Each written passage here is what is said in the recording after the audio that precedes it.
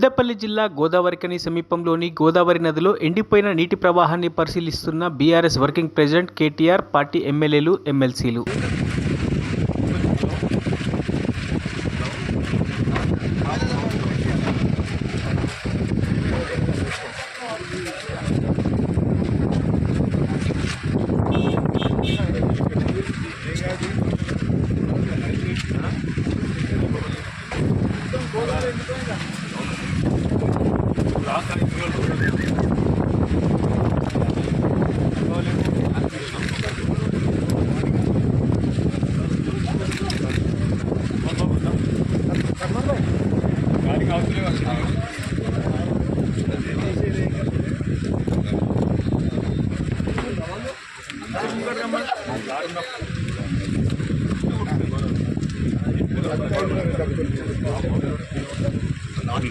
మరిన్ని అప్డేట్స్ కోసం మా ఛానల్ని సబ్స్క్రైబ్ చేయండి.